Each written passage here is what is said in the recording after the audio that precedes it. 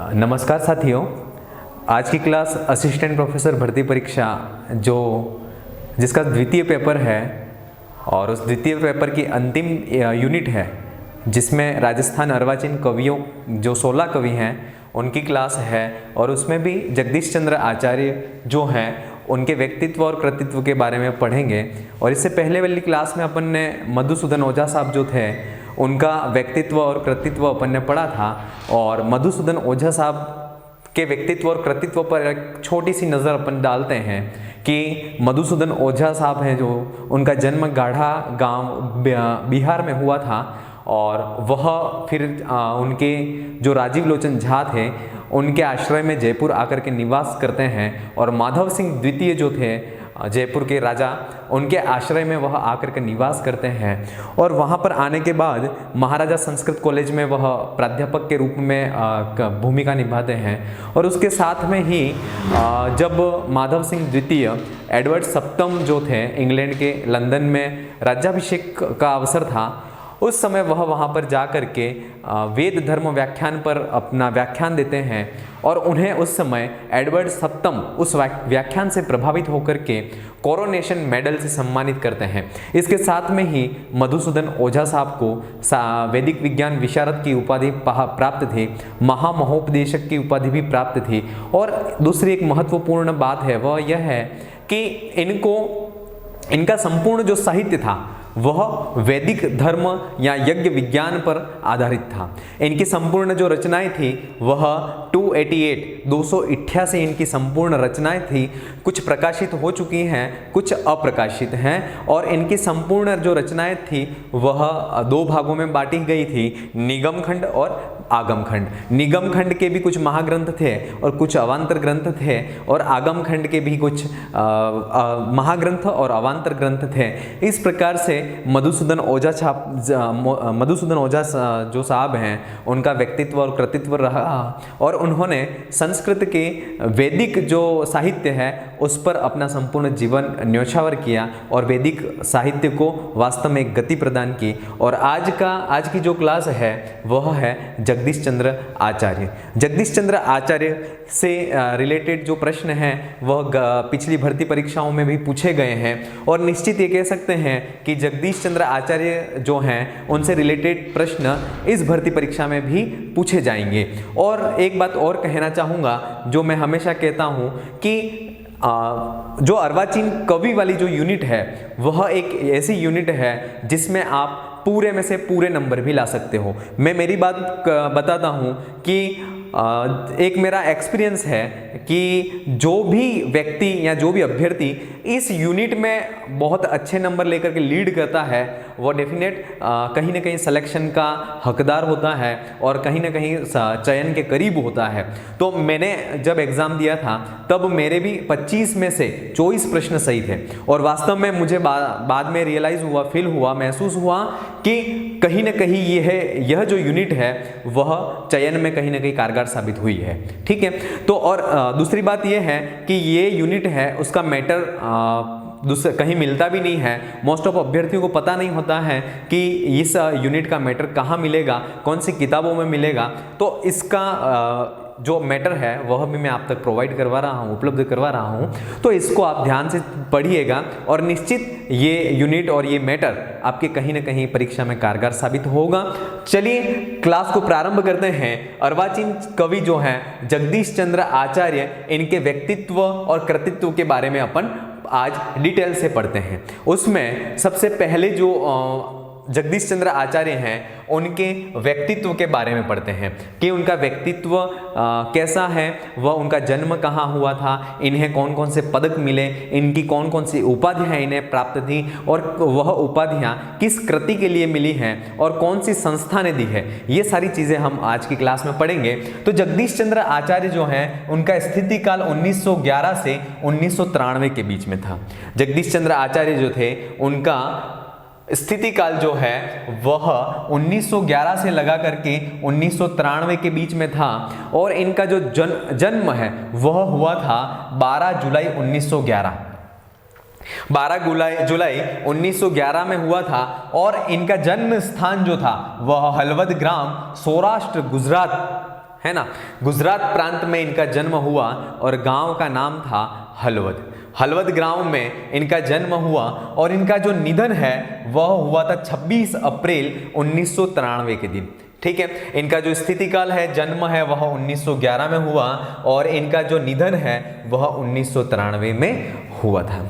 ठीक है, और इन्होंने गवर्नमेंट राजकीय सेवा में ड्राइंग टीचर, चित्रकला शिक्षक के रूप में राजकीय शिक्षक प्रशिक्षण महाविद्यालय जोधपुर, यहाँ पर 1928 में इस राजकीय शिक्षक प्रशिक्षण महाविद्यालय में 1928 में ड्राइंग टीचर के रूप में इन्होंने अपने कार्य को प्रारंभ किया और उसके साथ में ही ये कार्य करते हुए ही 1929 में, सन 1929 में इनका चयन रेलवे विभाग में लेखा सहायक के पद पर हो जाता है। तब वह इस कार्य को छोड़ करके, ड्राइंग टीचर की जॉब को छोड़ करके लेखा सहायक की भूमिका के रूप में रेल विभाग में ज्वाइन करते हैं और वहां पर रहने के बाद यह अनवरत रूप से रेल विभाग के कार्यों को तो करते ही रहे और उसके साथ ही साथ यह साहित्य की, संस्कृत साहित्य की साधना में भी लीन रहे और कंटिन्यू अपने संस्कृत साहित्य को करते रहे। सबसे महत्वपूर्ण बात यह है कि इनकी समस्त रचनाएं हैं वह एक मौलिकता के कारण जानी जाती हैं और 1952 में राजस्थान संस्कृत साहित्य अकादमी द्वारा अभिज्ञान शाकुंतलम जो नाटक था कालिदास द्वारा विरचित जो है उसका मंचन किया जाना था। उस मंचन में जो गेय पद्य थे, गायन योग्य पद्य थे, उनकी रचना जगदीश चंद्र आचार्य साहब ने की थी और इस रचनाओं से प्रभावित होकर के राजस्थान सरकार ने 1967-68 में इन्हें सम्मानित किया था। किस कारण से? तो अभिज्ञान शाकुंतलम जो नाटक का मंचन हुआ था उस समय, उस टाइम पे, उसके जो गेय पद्य थे उनका निर्माण जगदीश चंद्र आचार्य ने किया था। इससे प्रभावित होकर के इन्हें सम्मानित राजस्थान सरकार ने किया था और इसके साथ में ही जब ये रेल विभाग में कार्य कर रहे थे उस समय इनकी रुचि संगीत में भी जागृत हुई और यह जो जगदीश चंद्र आचार्य थे वह संगीतज्ञ भी थे और संगीतज्ञ थे तो एक सितार वादक के रूप में भी यह प्रसिद्ध थे और दूसरा दिलरुबा वादक। इन दो वाद्य यंत्रों का यह वादन करते थे, एक तो था सितार वादक और दूसरे हैं दिलरुबा वादक। ये दोनों वाद्य यंत्र भी जगदीश चंद्र आचार्य को आते थे और संगीत में इन्होंने अपनी जो संगीत की शैली थी उसमें गजल शैली और गुजराती जो गरबा शैली थी, इनके जो काव्य हैं उसमें भी बहुत से काव्य ऐसे हैं जो संगीत से रिलेटेड हैं, संगीत से संबंध रखते हैं। उस संगीत से संबंध रखने वाले जितने भी काव्य इनके हैं उनमें दो ही शैलियों का प्रयोग किया गया था। वह एक तो शैली थी गजल शैली और दूसरी थी गुजराती गरबा शैली। क्योंकि गुजराती गरबा शैली का प्रभाव आना स्वाभाविक था क्योंकि इनका जन्म सौराष्ट्र गुजरात में हुआ था और आप सभी लोग जानते हैं कि गुजरात राज्य का जो राज्य नृत्य है वह गरबा है, इसलिए इनके साहित्य में गरबा शैली का प्रभाव आना स्वाभाविक बात थी। चलिए, तो एक जगदीश चंद्र आचार्य जो थे वह संगीतज्ञ के रूप में भी अपनी भूमिका को निभाते थे। अगली जो इन्हें कौन कौन से पुरस्कार प्राप्त हुए थे, तो सबसे महत्वपूर्ण इनको पुरस्कार प्राप्त हुआ था वह था माघ पुरस्कार। ठीक है, और माघ पुरस्कार कौन देता है? तो राजस्थान संस्कृत अकादमी जयपुर, ये जो है वह माघ पुरस्कार देती है और सर्वप्रथम माघ पुरस्कार राजस्थान संस्कृत अकादमी द्वारा वासुदेव चरितम, ये इंपॉर्टेंट है, वासुदेव चरितम इनकी रचना है जो 1982-83 में माघ पुरस्कार से सम्मानित हुई। इंपॉर्टेंट प्रश्न है और मैं व्यक्तित्व से रिलेटेड प्रश्न परीक्षाओं में न के बराबर चांस होते हैं पूछने के, क्योंकि उनका जन्म स्थान नहीं पूछा जाता है, न कि उनका सन पूछा जाता है। लेकिन मैं यह भी नहीं कहूँगा कि हमें यह याद नहीं करना है, हमें सब कुछ याद होना चाहिए। तो इनका पुरस्कार से संबंधित प्रश्न डेफिनेट किसी न किसी कवियों का पुरस्कार या रचना से संबंधित प्रश्न परीक्षा में पूछा जाता है और जगदीश चंद्र आचार्य हैं, वास्तव में उन्हें एक माघ पुरस्कार संस्कृत साहित्य का बहुत प्रसिद्ध पुरस्कार है। तो इन्हें राजस्थान साहित्य अकादमी जयपुर द्वारा वासुदेव चरितम, रचना का नाम है वासुदेव चरितम, और 1982 और 83 में ये इन्हें माघ पुरस्कार से सम्मानित किया गया था। अगला जो पुरस्कार इन्हें मिला था उस पुरस्कार का नाम है बाणभट्ट पुरस्कार। ठीक है, बाणभट्ट पुरस्कार को कौन देता है? तो बाणभट्ट पुरस्कार को उत्तर प्रदेश संस्कृत अकादमी। पुरस्कार का नाम कौन देने वाला है, किस रचना के लिए दे रहे हैं, कब दे रहे हैं और किसको दे रहे हैं, इतनी सारी चीज़ें हमें पुरस्कार से संबंधित अगर कोई हम अध्ययन कर रहे हैं तो हमें पता होना चाहिए। सबसे पहली बात, कौन सी संस्था दे रही है, कौन सा पुरस्कार है, किस रचना के लिए दे रहे हैं, कौन से ईयर में दे रहे हैं और किस कवि को दे रहे हैं, इतनी सारी चीज़ें हमें पता होनी चाहिए। और तो बाणभट्ट पुरस्कार जो है वह उत्तर प्रदेश संस्कृत अकादमी द्वारा दिया जाता है और ये दिया गया था मकरंदिका के लिए। मकरंदिका जो काव्य था उसके लिए इन्हें 1988 में, कौन से सन में, 1988 में बाणभट्ट पुरस्कार से सम्मानित किया गया। याद रखना 1988 में तो बाणभट्ट पुरस्कार मिला, 1982-83 में माघ पुरस्कार से सम्मानित किया गया था। इसके साथ में ही इनको अगला पुरस्कार मिला था, वह था साहित्य अकादमी पुरस्कार। ठीक है, जो दिल्ली है साहित्य अकादमी उसके द्वारा दिया जाता है साहित्य। ये जो साहित्य अकादमी पुरस्कार है वह साहित्य अकादमी दिल्ली द्वारा प्रिय दर्शनोत्सुक, ये जो रचना है खंड काव्य है प्रिय दर्शनोत्सुक, इसके लिए साहित्य अकादमी दिल्ली द्वारा साहित्य अकादमी पुरस्कार से भी जगदीश चंद्र आचार्य जी को नवाजा गया था। इसके साथ में ही 1983 में राजस्थान सरकार द्वारा संस्कृत दिवस श्रावणी पूर्णिमा रक्षाबंधन के अवसर पर 1983 में जगदीश चंद्र आचार्य जी को उनकी संस्कृत के प्रति जो समर्पण था, उनकी जो संस्कृत भाषा के प्रति जो निष्ठा थी, उनके संस्कृत भाषा के प्रति जो उपकार थे संस्कृत भाषा के लिए, इसके लिए राजस्थान सरकार ने 1983 में इन्हें संस्कृत दिवस पर भी सम्मानित किया गया था। वास्तव में जगदीश चंद्र आचार्य न केवल ड्राइंग टीचर या लेखाविज्ञ के रूप में ही प्रसिद्ध थे, एक अच्छे संगीतज्ञ के रूप में भी प्रसिद्ध थे और इसके साथ में ही ये सिर्फ संस्कृत के क्षेत्र में ही नहीं अपितु इन्होंने अकाउंटेंसी की परीक्षा और LLB जो कानून से संबंधित परीक्षाएं हैं इनको भी उत्तीर्ण कर करके इनकी जो डिग्रियां थी उनको हासिल किया था। तो जो जगदीश चंद्र आचार्य हैं वास्तव में ये कह सकते हैं कि संस्कृत के साथ में ही संगीत के साथ में ही अकाउंट मतलब अर्थशास्त्र से संबंधित और कानून से संबंधित भी इनको ज्ञान प्राप्त था। इसलिए जगदीश चंद्र आचार्य जो हैं वास्तव में वह एक प्रतिभा संपन्न कवि के रूप में हमारे सामने उभर कर आए थे। चलिए अगली जो इनका कृतित्व है, उनका कृतित्व कौन कौन सा था, उनकी कृतियां कौन कौन सी थी, इनको शॉर्ट ट्रिक्स के माध्यम से भी अपन देखते हैं क्योंकि कृतियों से संबंधित जो प्रश्न है वह परीक्षा में पूछा जाता है। और मैं फिर कहूँगा सारे कवि जितने हैं उन कवि और कवियों के जितनी रचनाएं हैं और किस विधा की रचना है ये सारी चीजें हमें पता होना चाहिए। चलिए तो खंड काव्य जगदीश चंद्र आचार्य की रचनाएं जो हैं उसमें जो खंड काव्य है पहला खंड काव्य है और वह है विरहिणी। ठीक है, विरहिणी। दूसरा है अमर भारती, गोविंद गीतांजलि, वासुदेव चरितम जिसके लिए माघ पुरस्कार दिया गया था, प्रिय दर्शनोत्सुकम इसके लिए दिया गया था साहित्य अकादमी पुरस्कार, संगीत लहरी, मंदाकिनी माधुरी, स्तोत्र रत्न समुच्चय, पद्मराग, सुध्वान व्याख्यानम, प्रभा पंचमी, उपेंद्र स्तव, ये जो हैं वह समस्त खंड काव्य थे। किसके द्वारा लिखे गए हैं? तो जगदीश चंद्र आचार्य के द्वारा लिखे गए खंड काव्य थे। और इन्हीं की एक ऋतु विलास ये भी खंड काव्य है। इन्हीं के अब नाटक हैं जो सबसे महत्वपूर्ण है। एक ही नाटक था जगदीश चंद्र आचार्य जी का और वह था सत्यमेव जयते। ठीक है, अगला जो इनकी एक अनुदित कृति थी और वह अनुदित कृति का नाम था मनोबोध। किसकी? मनाश्चय श्लोका करके एक कृति थी, मराठी समर्थ रामदास जी जो थे उनकी मराठी भाषा की एक कृति थी मनाश्चय श्लोका, और उसका अनुदित जो रूप है वह मनोबोध के रूप में जगदीश चंद्र आचार्य जी ने लिखा था। इसके बारे में हम डिटेल में आगे और पढ़ते हैं। और इनका एक चंपू काव्य जो हमेशा परीक्षा में पूछा जाता है और उसका नाम है मकरंदिका।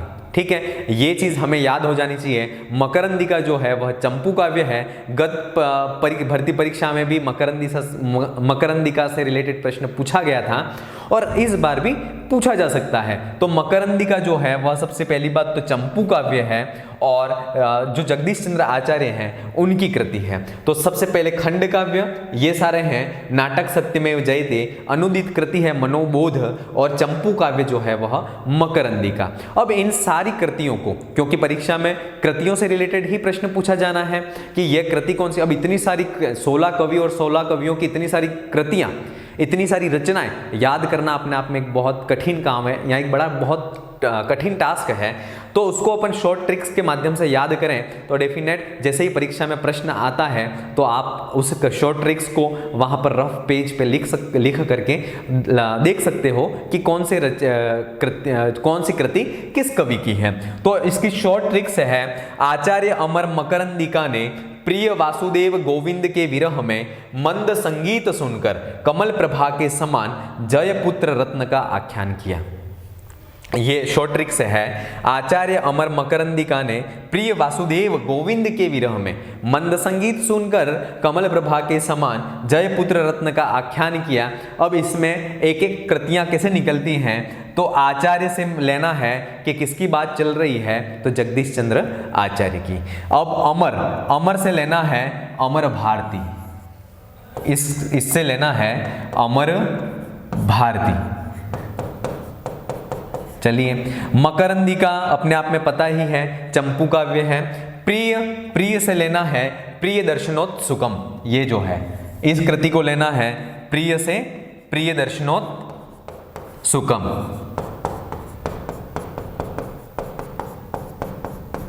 चलिए, प्रिय दर्शनोत्सुकम हो गया।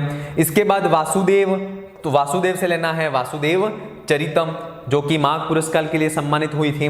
इसके बाद है गोविंद, तो गोविंद से लेना है गोविंद गीतांजलि। गोविंद गीतांजलि जो जयदेव के द्वारा लिखित गीत गोविंद है उस पर आधारित है, उस शैली में लिखी गई रचना है गोविंद गीतांजलि। विरह से लेना है विरहिणी। विरह से कौन सी रचना आएगी, तो विरहिणी।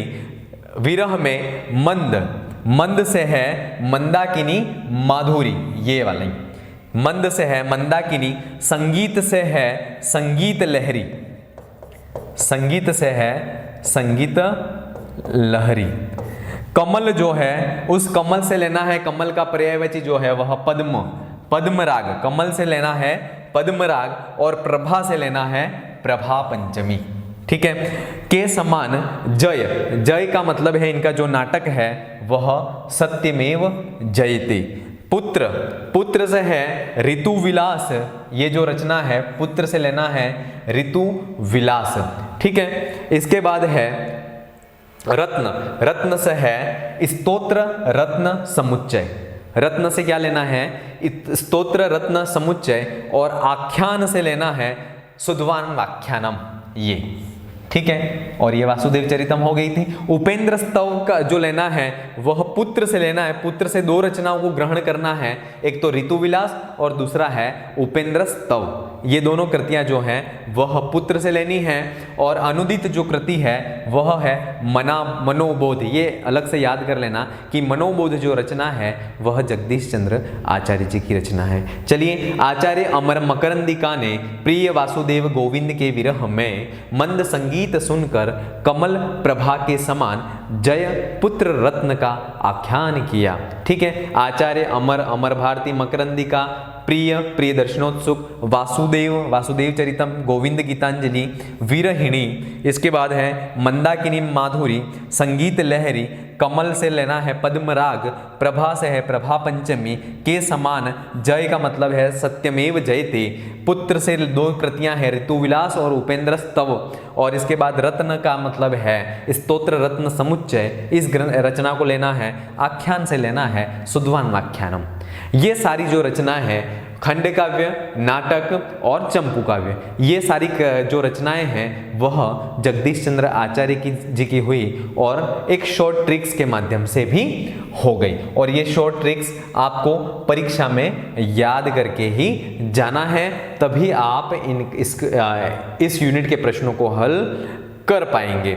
अब अगली जो रचना है वह है, जो अगली रचनाएं हैं उन अगली रचनाओं को डिटेल से पढ़ते हैं कि कौन सी रचना में कितने श्लोक हैं, उसके कितने भाग हैं, इन सारी चीज़ों को अपन डिटेल से पढ़ते हैं। सबसे पहली जो रचना है मनोबोध, जो कि पहले ही बता दिया था जगदीश चंद्र आचार्य जी द्वारा लिखी हुई अनुदित कृति है। ठीक है, ये समर्थ गुरु रामदास की मराठी रचना थी जिसका नाम था मनाचे श्लोका। ठीक है, मनाचे श्लोका जो है वह मराठी में समर्थ गुरु रामदास की रचना थी और वह उसका संस्कृत पद्यानुवाद जो है वह मनोबोध है और वह मनोबोध के रचयिता जो हैं वह जगदीश चंद्र आचार्य हैं, जो अनुदित कृति है। अगली रचना है वह है विरहिणी। उस रचना का नाम क्या है? विरहिणी। और यह जगदीश चंद्र आचार्य की सर्वप्रथम रचना है।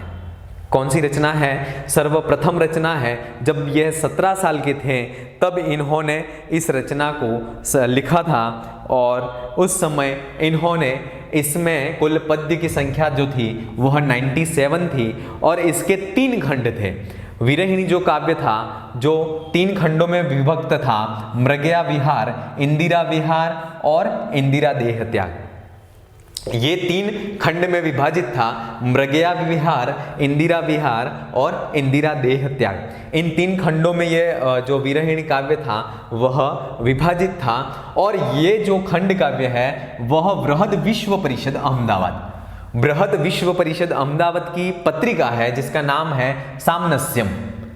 सामनस्यम जो पत्रिका है उसमें भी यह विरहिणी जो काव्य है वह प्रकाशित हुआ। कौन सी पत्रिका है? तो पत्रिका का नाम है सामनस्यम। ठीक है, दूसरी इंपॉर्टेंट एक जो बात है वह है रघुवंश का अष्टम सर्ग, जो अज विलाप का वर्णन उसमें मिलता है। जब तारा की मृत्यु हो जाती है, अज की पत्नी तारा की मृत्यु हो जाती है और मृत्यु होने पर अज जो है वह विलाप करता है और उस विलाप का वर्णन ही महाकवि कालिदास ने रघुवंश के अष्टम सर्ग में किया है। तो उस अष्टम सर्ग में अज विलाप की जो शैली है उसी शैली में विरहिणी जो काव्य है, खंड काव्य है, वह लिखा गया था। और इसका पहला जो पद्य है वह भी इस बात को बयां करता है कि अलका नगरी व शोभिनी नीतराम यक्षपते प्रभा प्रति वीरराजपुरी प्रभावतीत्य विधेया परमाणु जानवी। ठीक है, तो कह सकते हैं कि अज विलाप की शैली में या रघुवंश के अष्टम सर्ग की शैली में रचित काव्य कौन सा है? तो विरहिणी जो है वह अज विलाप की जो शैली है उसमें लिखा गया जगदीश चंद्र आचार्य जी का काव्य है, जो सर्वप्रथम रचना है। ये चीज भी याद रखना, जगदीश चंद्र आचार्य की सर्वप्रथम रचना कौन सी है? तो वह विरहिणी ही थी। अगली जो रचना है वह है वासुदेव चरितम। ठीक है, वासुदेव चरितम में कुल पद्यों की संख्या है 103। कितनी है? 103 पद्य हैं। यमक, अलंकार और द्रुत विलंबित 2 छंदों का प्रयोग किया गया था। यमक अलंकार का प्रयोग किया गया था इसमें और द्रुत विलंबित छंद का प्रयोग भी इसमें किया गया था। और इसके साथ में कृष्ण भगवान के जो उपदेश हैं और गीता के जो उपदेश हैं उसका वर्णन इस वासुदेव चरितम में मिलता है। और जैसे कि हम सभी जानते हैं कि राजस्थान अकादमी जयपुर द्वारा 1982-83 में सर्वप्रथम माघ पुरस्कार से सम्मानित जो रचना है वह वासुदेव चरितम है। ठीक है, और ताल लय युक्त कोमल पदावलियों का इसमें प्रयोग किया गया है और भगवान कृष्ण की भक्ति का वर्णन है। तो भक्ति जो है, भगवान कृष्ण की जो भक्ति है वह निश्चित कोमल पदावलियों और मंद संगीत और ताल से युक्त होकर के ही होती है। तो इस ताल युक्त कोमल पदावलियों का प्रयोग जो है वह वासुदेव चरितम में किया गया था। और यमक अलंकार और द्रुत विलंबित छंद का प्रयोग इसमें किया गया है। ये दोनों चीज़ें ध्यान देने योग्य है कि एक तो यमक अलंकार का प्रयोग वासुदेव चरितम में है और द्रुत विलंबित जो छंद है उसका प्रयोग किया गया है। अगली जो रचना है वह है अमर भारती। ये भी बहुत ही इंपॉर्टेंट रचना है। अमर भारती जो रचना है वह भी अपने आप में बहुत इंपॉर्टेंट रचना है। और इस खंड काव्य के 2 भाग हैं। कितने भाग हैं? तो 2 भाग हैं। और इसमें जो श्लोक हैं वह है 158, 158 श्लोक हैं। दूसरी, मेघदूत की शैली में रचित काव्य, ठीक है, मेघदूत की शैली में लिखा हुआ जो काव्य है वह अमर भारती है। मेघदूत जो है वह कालिदास के द्वारा लिखी गई रचना है। किसके द्वारा लिखी गई रचना है? तो कालिदास की द्वारा लिखी गई रचना है। इसमें क्या होता है, जो यक्ष है वह अपनी यक्षिणी को मेघ के द्वारा रामगिरी से अलका नगरी, कौन सी नगरी?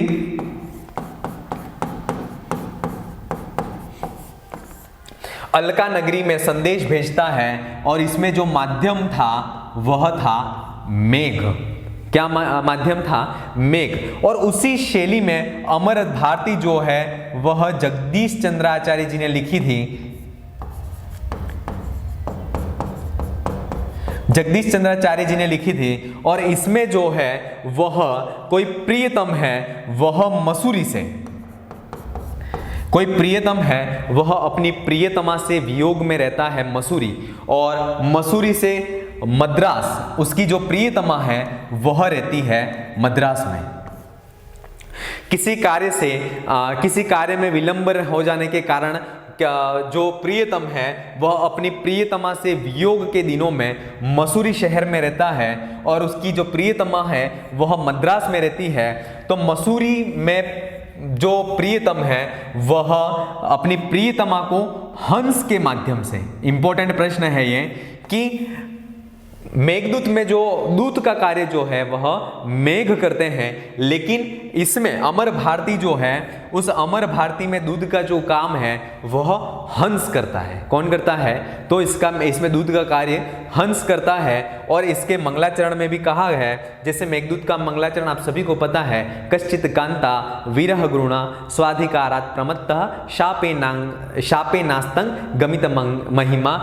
इस प्रकार से जो मेघदूत का मंगलाचरण है उसी शैली को आधार बना करके इन्होंने अमर भारती का मंगलाचरण किया है। काचित कांता विरह गुरुणा गेह कार्ये प्रवृत्ता शापे नास्तंग गमित वदनाम भोज लक्ष्मी प्रभाते।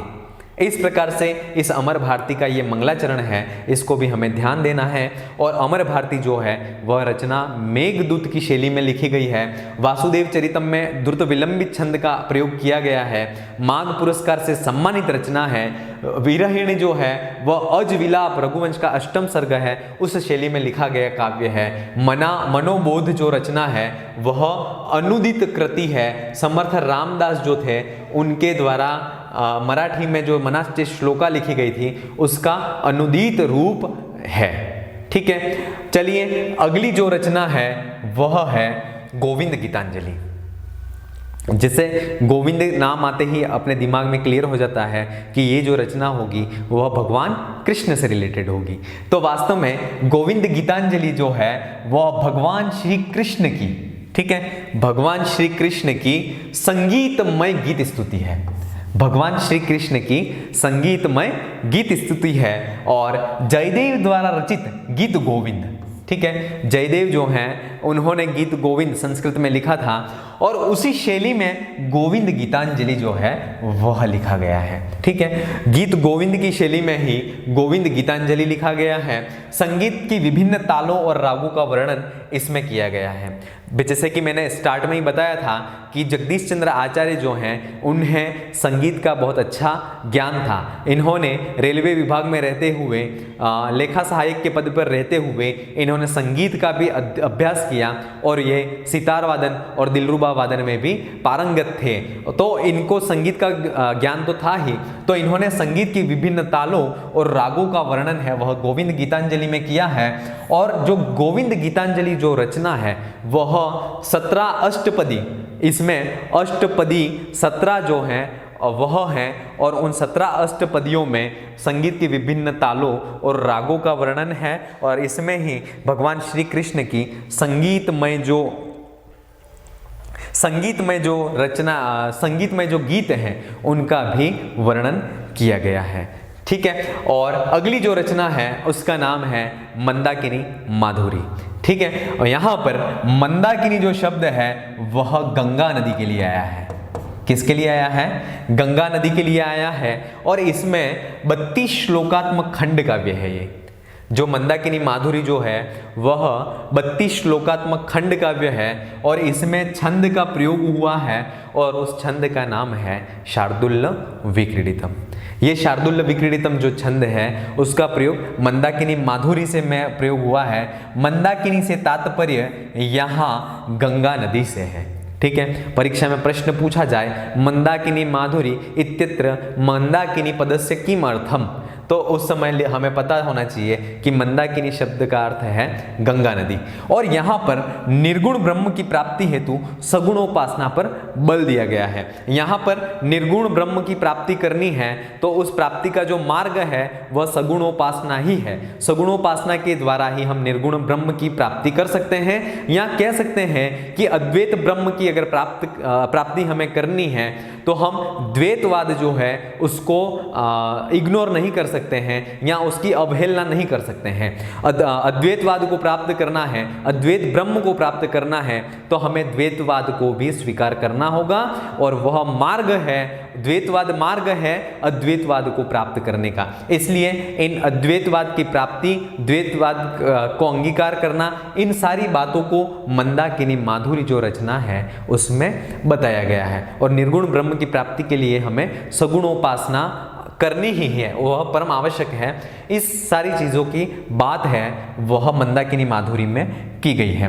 अगली जो रचना है उस रचना का नाम है संगीत लहरी। संगीत से रिलेटेड है, और इससे पहले भी अपन ने गोविंद गीतांजलि जो रचना थी उसमें भी संगीत की विभिन्न तालों और रागों का वर्णन वहाँ पर भी मिलता है। 17 अष्टपदियों में उसका विभाजन भी मिलता है। अब संगीत लहरी है वह भी संगीत से संबंधित है। 1 ताल, 3 ताल और 4 ताल का वर्णन इसमें मिलता है, और इस खंड काव्य में 48 गीत हैं। कितने गीत हैं? 48 टोटल गीत हैं, और उन गीतों का संबंध गजल शैली या गुजराती गरबा शैली से है। क्योंकि मैंने पहले ही बताया था कि जो जगदीश चंद्र आचार्य हैं वह हलवद ग्राम सौराष्ट्र में गुजरात में जन्म लिया है, तो वास्तव में गुजरात का राज्य नृत्य है, तो उस शैली का प्रभाव इनकी रचनाओं में आना ही था। इसलिए इनकी जो संगीत लहरी है उसमें जो 48 गीत हैं उन गीतों का संबंध गजल शैली और गुजराती गरबा शैली से मिलता है। और इन जो 48 गीत हैं उन गीतों का संबंध है वह जीवन की क्षणभंगुरता, आत्मा का परमात्मा से मिलन, और परमात्मा के विभिन्न रूप, और प्रिय दर्शन की उत्कंठा और विरह वेदना, इन सब का वर्णन मिलता है। मतलब इन जो गीत हैं 48 गीत हैं, इन गीतों का विषय जो है वह यह है कि जीवन की क्षणभंगुरता, आत्मा का परमात्मा से मिलन किस प्रकार से हो, प्रिय परमात्मा से मिलन किस प्रकार हो, परमात्मा के विभिन्न रूप जो हैं वह थे, और प्रिय दर्शन की उत्कंठा किस प्रकार की होती है, और विरह वेदना किस प्रकार की होती है, ये सारे जो थे वह संगीत लहरी के जो गीत हैं 48 उनका यह विषय था। आगे जो है वह अग्रिम रचनाओं में अपन देखते हैं कि आगे की जो रचनाएं हैं उसमें किसका वर्णन है। तो अगली जो रचना है वह है मकरंदिका। अपने आप में बहुत ही इम्पोर्टेंट रचना है, और आपको पता ही है मकरंदिका है वह कौन से काव्य की रचना है, तो चंपू काव्य की रचना है। कौन से काव्य की रचना है? चंपू काव्य की रचना है, और इसके 2 भाग हैं, पहला पूर्वार्ध, दूसरा है उत्तरार्ध। कितने भाग हैं इसके? 2 भाग हैं, पहले भाग का नाम है पूर्वार्ध, दूसरा उत्तरार्ध, और इसके जो नायक हैं वह है चित्रकेतु। इंपॉर्टेंट है, नायिका है मकरंदिका। ठीक है। अब इसके पूर्वार्ध और उत्तरार्ध दो भाग हैं। तो जो पूर्वार्ध है उस पूर्वार्ध में चित्रकेतु और मकरंदिका का जो प्रणय व्यवहार है,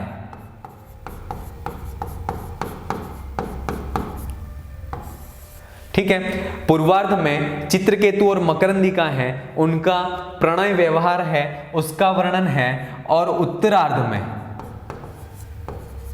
उत्तरार्ध में जो चित्रकेतु हैं वह पुत्र का राज्याभिषेक करते हैं और राज्याभिषेक करने के बाद समस्त राज्य का भार है वह पुत्र को सौंप करके वानप्रस्थ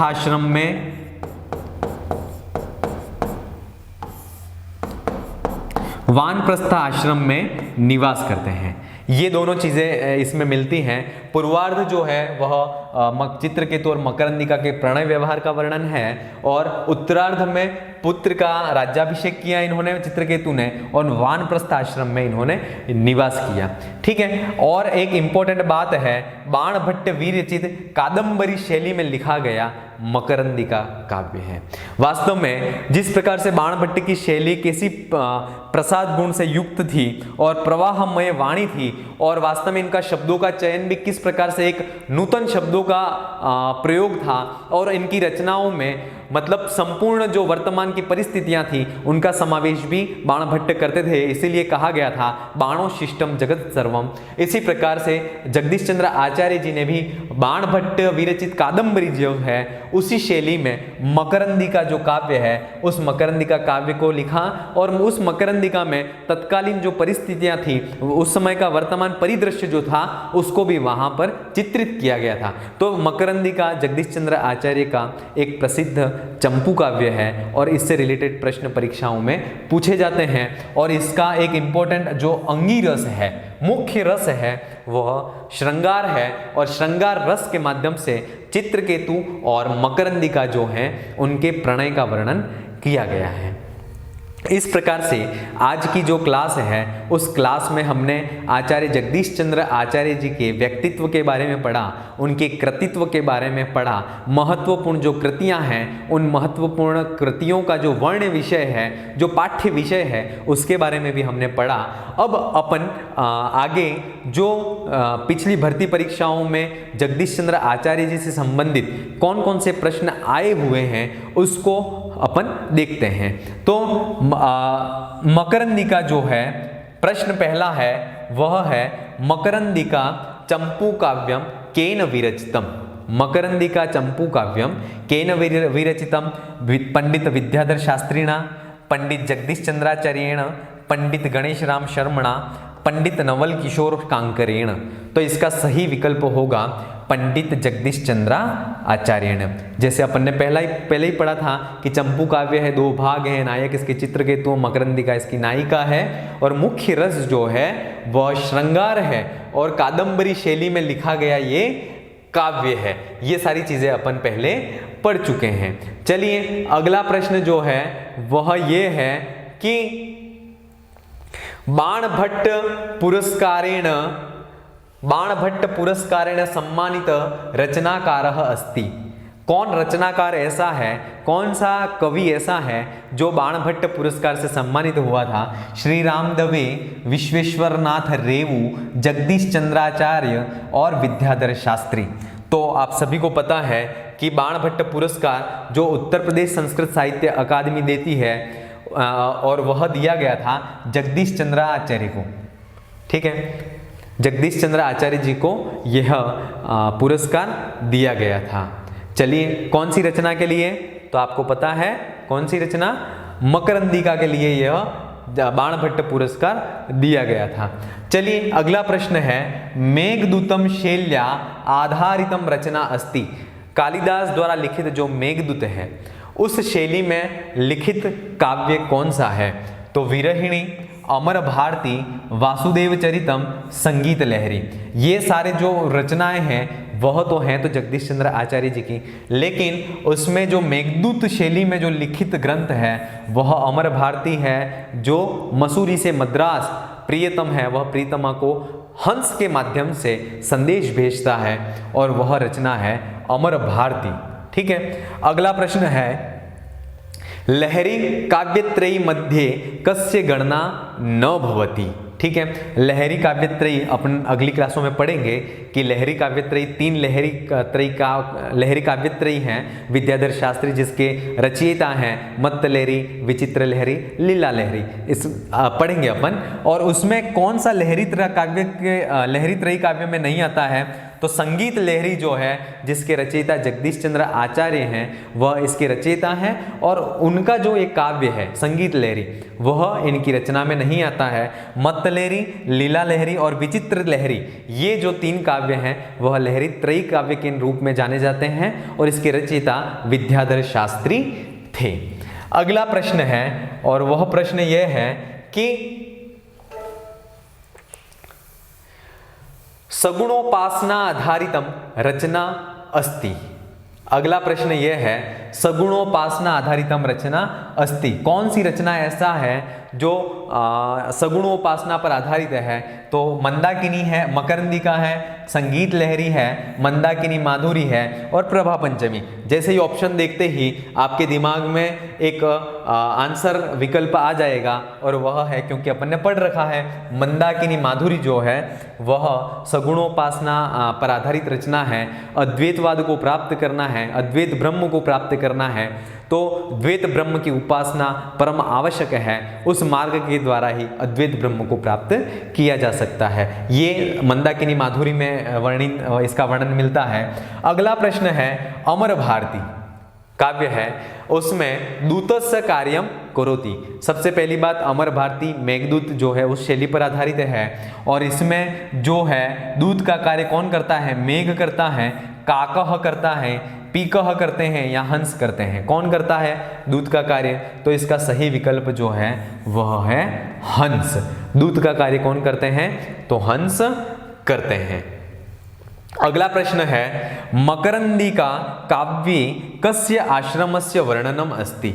मकरंदिका जो काव्य है उसमें किस आश्रम का वर्णन है, ब्रह्मचर्याश्रमस्य, गृहस्थाश्रमस्य, वानप्रस्थाश्रमस्य, संन्यासाश्रमस्य, किस आश्रम का वर्णन है। तो मकरंदिका जो काव्य है अपन ने पहले ही पढ़ा था, दो भाग हैं इसके, पूर्वार्ध और उत्तरार्ध। पूर्वार्ध में चित्रकेतु और मकरंदिका जो है इनके प्रणय का वर्णन है, प्रेम का वर्णन है, श्रृंगार रस के माध्यम से वर्णन किया गया है। और जो उत्तरार्ध है उस उत्तरार्ध में जो चित्रकेतु थे वह अपने पुत्र का राज्याभिषेक करते हैं, संपूर्ण राज्य का भार है वह अपने पुत्र को सौंप देते हैं और उसके बाद वह वानप्रस्थ आश्रम में गमन करते हैं। तो मकरंदिका काव्य में किस आश्रम का वर्णन है, तो कैसे कहेंगे, उत्तर होगा इसका वानप्रस्थ आश्रम। ठीक है, इस प्रकार से पिछली जो परीक्षाओं में जगदीश चंद्र आचार्य जो हैं उनके जो प्रश्न आए हुए हैं उनको अपन ने देखा और उसके साथ में ही अपन ने ये भी देखा कि कौन कौन से प्रश्न बन सकते हैं। ठीक है, तो अब एक नज़र में अपन देख लेते हैं। जगदीश चंद्र आचार्य जो हैं उनकी माघ पुरस्कार से सम्मानित वासुदेव चरितम रचना है और 1982-83 में सम्मानित हुए थे ये। उत्तर प्रदेश संस्कृत अकादमी द्वारा 1988 में बाणभट्ट पुरस्कार से सम्मानित किया गया था मकरंदिका को। इसके साथ में प्रियदर्शनोत्सुक जो रचना है इसके लिए इन्हें साहित्य अकादमी पुरस्कार से भी सम्मानित किया गया था।